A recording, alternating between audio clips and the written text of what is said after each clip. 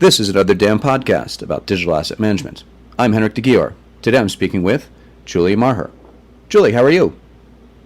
Doing great. How are you doing? Good. Julie, how are you involved with digital asset management? Well, I've been involved with digital asset management for over 10 years. I first started at Ralph Lauren. A little bit of background, though, I've always, been very interested in photography and preservation of those types of assets. So digital asset management just happened to be something that I naturally fell into. Mm-hmm. It was like the natural next step for me. And at Ralph Lauren, they have an extremely extensive collection of photographic assets, video assets, and they were at the point where everyone in the art department was keeping the same types of images on different servers, and it was really clogging up their space. So it got to a point where we really just needed to clean everything out and put it into one system that the entire company could access. So we started building this DAM system, and it was highly customizable. I mean, a company like Ralph Lauren is not going to have anything straightforward. They're very lifestyle driven, so you can't just search for photographs by a photographer. It has to be by thoroughbred or like Nantucket, things like that, as well as searching by location, photographer, model, season, year, that type of thing.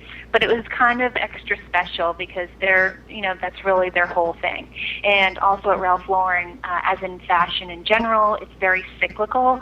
So a collection from the 80s will return and be very popular, and you need to pull those assets again as inspiration for a new collection. But it's a huge database. They have about 750,000 assets. When I left in 2006, and they were adding approximately 60,000 assets a year. Wow. So yeah, it's massive. And I was in the corporate archives department, and my boss and I, Pat Chrisman, who had been with the company since the very beginning, she was more like a company historian. We worked with this team, Virtus, and we had a very rigorous schedule. Would meet weekly.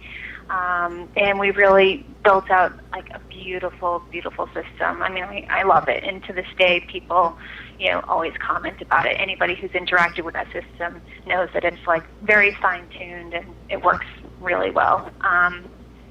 So yeah, it was that was my entree into the digital asset management world. And then from there, I've worked with the NFL. I worked with them last year for their youth division.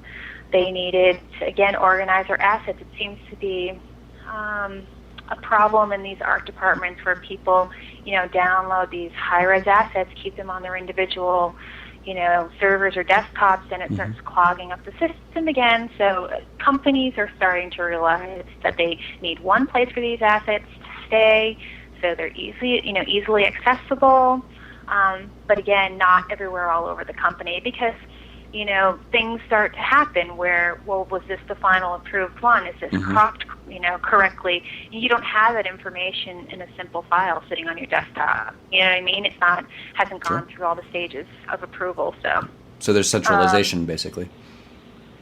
Yeah, definitely. Mm-hmm.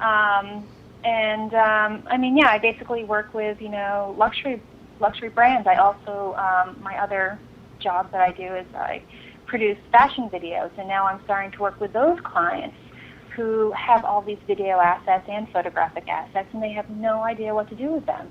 I mean, it just kind of amazes me, maybe because I've been doing this for 10 years. It's not shocking to me, but it just really surprises me that people don't have things more in order. Mm-hmm. Yep. And they're starting to catch on and realize that this is a very vital part of their business. Mm-hmm. Which is good. I think it's this area is just really, I think with the fashion sector, luxury brands, it's really totally booming right now. And so, Julie, why would a jewelry company, for example, use a DAM? Okay, so currently I am consulting at the second largest jewelry company. in the country, if not the world, actually. And, a jewelry company is like any other company that has assets.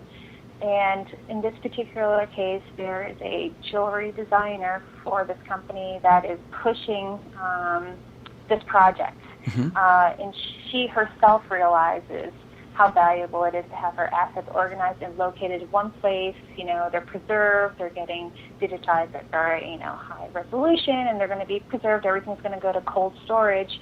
So, her assets, her actual physical assets are going to be protected. I really feel like a jewelry company is like any other company, like a Ralph Lauren or an NFL. It's like, it's not even about the industry. It's about preserving your assets and, Good point. making sure everything's taken care of. I could do this in any industry. I tell people all the time, yes, I work in the luxury brand sector, but I could be doing this for anyone who has that need. And it's a major, major need. It's just big time.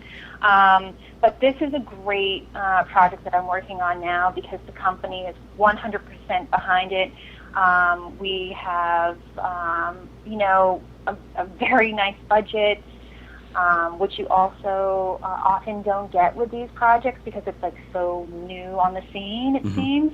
But again, as with Ralph Lauren, the team I'm managing, we have a very rigorous schedule. We meet every Wednesday, and on Thursdays we action everything that we talk about on Wednesday, so it gives the team that's actually building out the system 5 days to get it going. So it's a very, very, very strict schedule. Everybody's totally committed to it, and I think that's what makes it work and makes a dam system really effective. If you've got a team that's just as passionate as you are, knows the end goal, knows what it's going to look like, can see what it's going to look like. It's highly customizable. So, we can just bring this right into the PR department and use it for exactly what we need.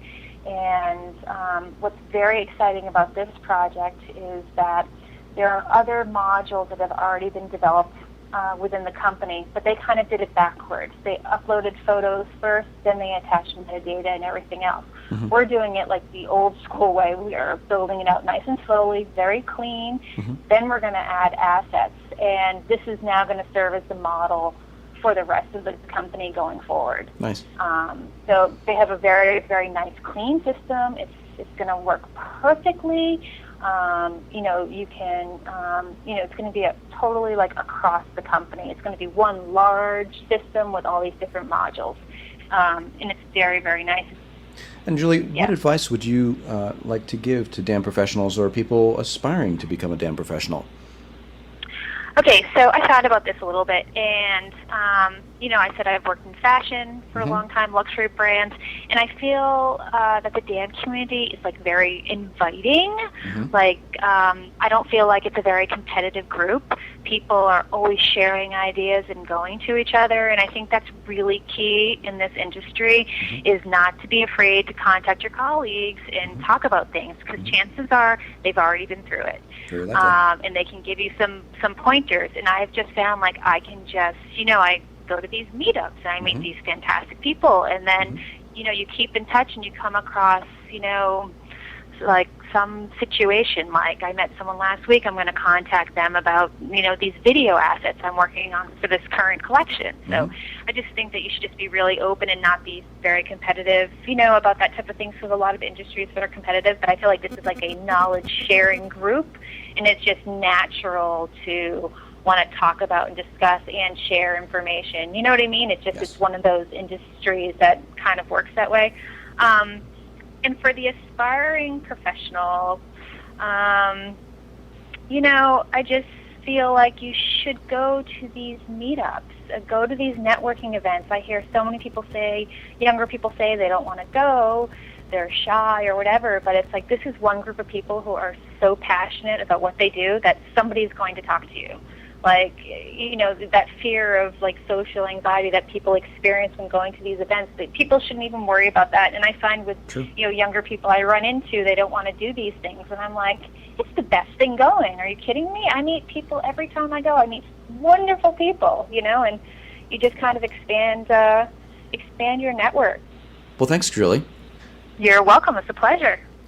For more on digital asset management, log on to another damblog.com. Thanks again.